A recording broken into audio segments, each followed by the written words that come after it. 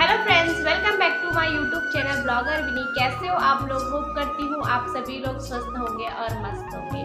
जैसे कि आप सभी लोगों को पता है कल है करवा चौथ, तो आप सभी लोगों को एडवांस में हैप्पी करवा चौथ। तो आज मैं ब्लॉग नहीं बल्कि एक इन्फॉर्मेटिव वीडियो लेके आ रही हूँ। तो आप सभी, आई होप आप सभी लोगों को वो वीडियो पसंद आए, और अगर आप लोगों को पसंद आए तो वीडियो को लाइक शेयर कमेंट जरूर कीजिएगा। अगर मेरे चैनल पे नए हो तो चैनल को सब्सक्राइब जरूर कीजिएगा।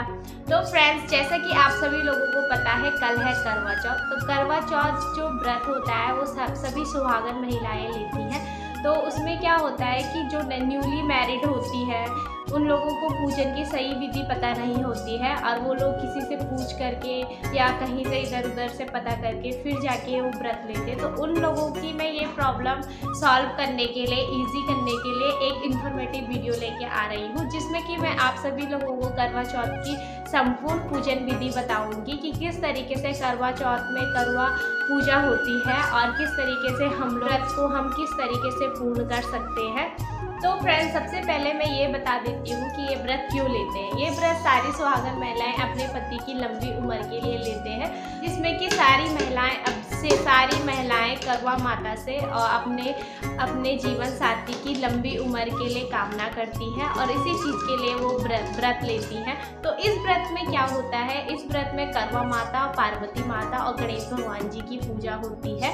सारी चीज़ें बताऊंगी किस तरीके से करवा माता की पूजा होती है, किस तरीके से चंद्रमा भगवान की पूजा होती है, गौरा माता की पूजा होती है, और किस तरीके से हम गणेश जी की स्थापना करते हैं और गणेश जी की पूजा करते हैं। ये सारी चीज़ें मैं आप लोगों को अपनी इस वीडियो में बताने वाली हूँ। आई होप आप लोगों को मेरी वीडियो पसंद आए। तो फ्रेंड्स, सबसे पहले क्या होता है कि सारी महिलाएं ब्रह्म मुहूर्त में उठ करके नहा धो करके साज श्रृंगार करके अपना व्रत स्टार्ट करती हैं। और सबसे पहले ब्रह्म मुहूर्त में उठ के सरगी भी लेते हैं।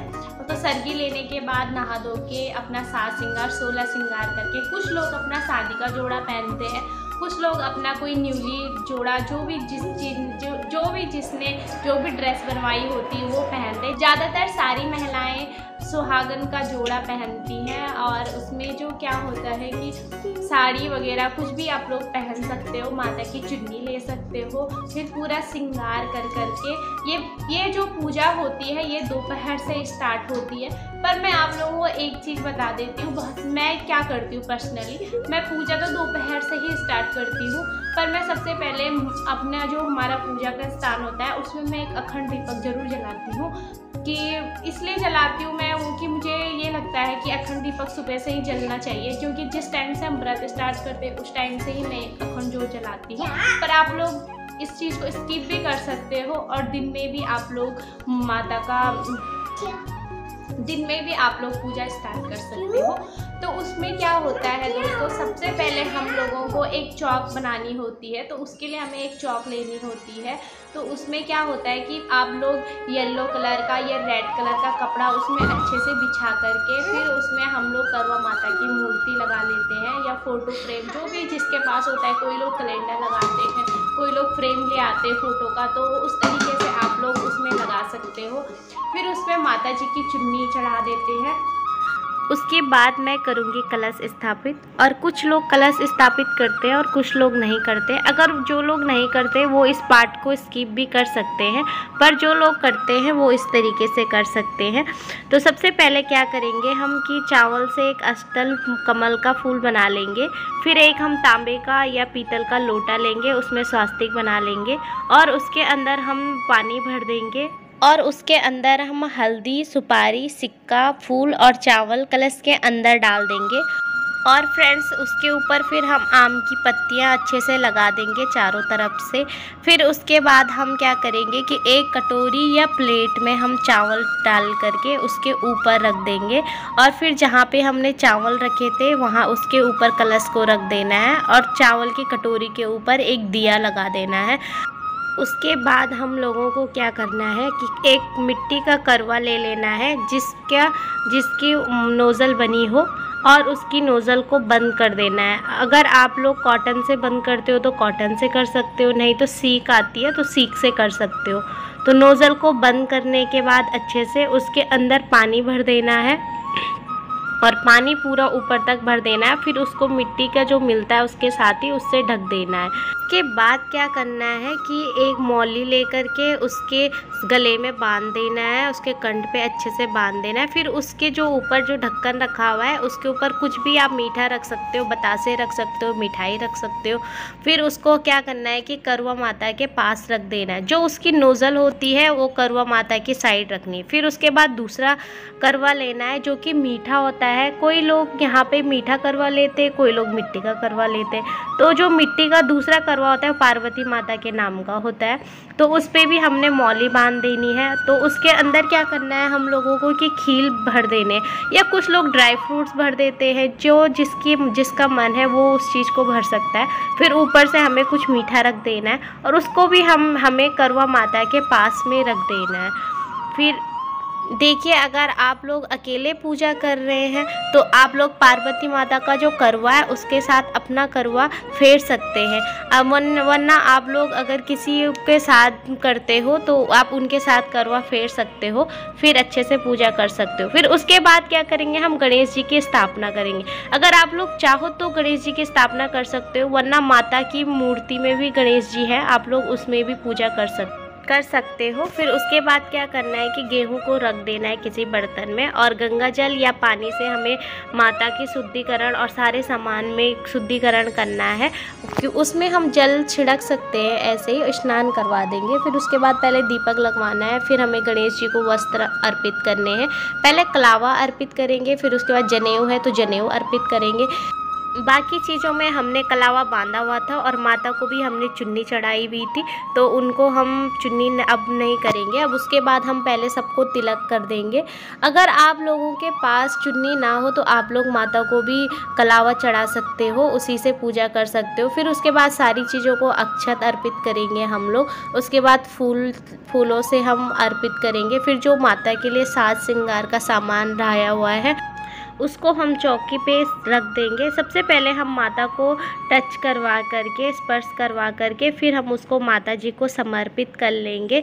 और फिर उसके बाद जो है हम भोग का नंबर आता है। फिर हम क्या करेंगे, घर में जो भी पकवान बना हो वो ही हम भोग के लिए लगा सकते हैं, या आप बाज़ार से कोई मिठाई वगैरह कुछ भी ला सकते हो, उसे हम भोग के रूप में माता जी को, करवा माता को समर्पित कर सकते हैं। और उसे हमें करवे के ऊपर भी रखना है, क्योंकि वही भोग जो है हमें चंद्रमा जी को पूजा के टाइम लगाना है। फिर उसके बाद ऋतु फल कोई सा भी यूज़ कर सकते हो, जो भी आप लोगों के पास अवेलेबल हो वही कर सकते हैं। फिर एक छोटे से बर्तन में हम पानी रख देंगे। फिर उसके बाद क्या करेंगे, हम की दक्षिणा भी रख देंगे, और उसके साथ साथ जो हमें सासू जी या किसी को भी, सुहागवंती को हमें जो भी वस्त्र समर्पित करना है उसको हम वहाँ पे रख देंगे। और उसके साथ हम जो 16 श्रृंगार का सामान लाया हुआ है अलग से भी ला सकते हो, और जो माता के लिए रखा है उससे भी आप लोग यूज़ कर सकते हो। पर जो भी लाया हुआ उसको वहाँ पे रख देंगे। जो चूड़ी वगैरह, बिंदी वगैरह सारी चीज़ें वहाँ पर भी रख देंगे हम लोग। फिर जो आप लोगों ने माता के लिए चढ़ाया हुआ है वो आप लोग खुद के लिए भी यूज कर सकते हो, और जो देने के लिए उसको हम किसी को भी दान कर सकते हैं, सुहागवंती महिला को। उसके बाद नंबर आता है कथा सुनने का। तो कथा सुनना करवा चौथ के व्रत में सबसे ज़्यादा इम्पोर्टेंट होता है। तो उसे हम कथा अपने दोस्तों के साथ भी सुन सकते हैं या चौकी के पास भी सुन सकते हैं। जिस तरीके से आप लोगों के यहाँ पे होता है उस तरीके से सुनना है। तो उसके लिए हम सबसे पहले क्या कर लेंगे कि जो जल का हमने लोटा भरा हुआ है उसको अपने पास रखना ज़रूरी है। उसको अपने पास रखेंगे और हाथ में थोड़ा सा गेहूं या कुछ भी अनाज हम ले सकते हैं, गेहूं, चावल, बाजरा, जो भी आपके पास अवेलेबल हो वही आप लोग अपने पास रख सकते हैं। और गेहूं को कुछ हमने कथा सुननी है। उसके बाद हमने क्या करना है कि कुछ गेहूं के दानों को हमने जल में डाल देना है और कुछ को अपने पास रख देना है, बांध देना है या रख देना है, जिस तरीके से आप लोग सुटेबल हो उस तरीके से रखना है। क्योंकि जब शाम को हम लोग चंद्रमा को अर्घ देंगे तो इन्हीं से हम लोगों को गेहूं के दाने या अनाज के दाने से हमें अर्घ देना है। फिर उसके बाद छन्नी रख लेंगे, हम वहाँ पे छन्नी ले लेंगे। छन्नी आप लोग नई भी ले सकते हो या आपके पास पिछले साल की है तो आप वो भी यूज कर सकते हो। फिर उसके बाद हमें एक दीपक लगा देना है। मैं अलग सा दीपक लगा रही हूँ क्योंकि जो कलश के ऊपर का दीपक है उसे हमें यूज़ नहीं करना है। तो उसके बाद क्या करना है, हमें पूजा कर लेनी है। मैं अभी कपूर डाल के ही पूजा कर रही हूँ। तो आप लोगों को मैं एक बात बता देती हूँ, जो मैंने ये कलश के ऊपर दीपक जलाए, अखंड दीपक जलाया और फिर मैंने उसके बाद पूजा कर ली है। आप लोग करवा माता की आरती भी कर सकते हो या पार्वती माता की आरती और गणेश भगवान जी की आरती, आप लोग किसी की भी कर सकते हो। अगर आप लोगों को कोई सी भी आरती नहीं आती है तो आप लोग 7 बार दिया ऐसे घुमा करके क्लॉकवाइज आप लोग इस तरीके से पूजा कर सकते हो और अपने पति की लंबी आयु की कामना कर सकते हो। उसके बाद मैं आप लोगों को बता देती हूँ कि करवा किस तरीके से फेरते हैं। तो करवे को क्या करना है कि एक अपना वाला करवा और एक पार्वती माता वाला करवा ले लेना है, दोनों के नीचे थोड़ा थोड़ा गेहूं रख देना है और फिर दोनों को इस तरीके से क्रॉस कर देना है 7 टाइम। तो 7 टाइम इस तरीके से करना है कि दोनों आपस में टकराए ना, और हर टाइम आप लोगों को ये कहना है कि पार्वती माता सुहाग दे। जैसा कि पार्वती माता का सुहाग अखंड है तो वैसे ही हम लोगों का भी सुहाग अखंड हो, इस तरीके से आप लोगों को 7 टाइम फेर देना है और ये सब बोलना है पार्वती माता सुहाग दे। देखिए, अगर आप लोगों ने सिर्फ एक ही करवा लिया हुआ है तो आप लोग क्या करेंगे कि उसको हाथ में उठा करके करवा माता पे टच करवाना है। इस तरीके से बोलेंगे करवा माता सुहाग दे, करवा माता सुहाग दे, इस तरीके से हमें टच करवाना है 7 टाइम, इसको भी टच करवाना है। इस तरीके से करवा फेरते हैं। अगर आप लोगों को यहाँ पे करवा नहीं फेरते तो आप लोग इस पार्ट को स्किप कर सकते हैं। जो पानी वहाँ पे लोटे पे रखा हुआ है, अगर आप लोग दिन में पूजा करते हो तो आप लोग सूर्य देवता को अर्घ दे दीजिए। अगर आप लोग शाम को पूजा करते हो तो आप लोग चंद्रमा को अर्घ दे सकते हो उस पानी से। उसके बाद जो हमने करवे के अंदर पानी रखा हुआ है, जल भरा हुआ है, उससे हम शाम को चंद्रमा को अर्घ देंगे। और जो उसके ऊपर हमने मिठाई रखी हुई है, स्वीट रखा हुआ है, उससे हम चंद्रमा को भोग करवाएंगे। तो इसी चीज़ से हम पूजा करेंगे और यहाँ पे इसको हम ऐसे ही रहने देंगे क्योंकि ये तो शाम को यूज़ होगा। और उसके बाद जो हमने सामान रखा हुआ है बायने के रूप में, जो माता के लिए रखा हुआ है और जो हमने दान के लिए रखा हुआ है, उस सारी चीज़ों को हम यहीं पे रखेंगे और बायने में भी एक कुछ दक्षिणा डाल देंगे। फिर उसके बाद क्या करेंगे कि हम सारी चीज़ों को एक साथ यहीं पे रख देंगे और फिर हम क्या कर सकते हैं कि जो हमने माता का रखा हुआ है और जो माता के लिए रखा हुआ है उसे हम खुद भी यूज कर सकते हैं और कुछ हम बायने के रूप में भी रख सकते हैं। अगर आप लोगों के पास सास ननद वगैरह नहीं है तो आप लोग पंडिताइन जी को भी मंदिर में आप लोग दान कर सकते हो, पर इसमें ये बायना देना काफ़ी ज़रूरी होता है। तो फ्रेंड्स, आप लोग उसके बाद क्या होता है कि हम लोग शाम को माता चंद्रमा भगवान को पूजा करके इस व्रत को पूर्ण करते हैं।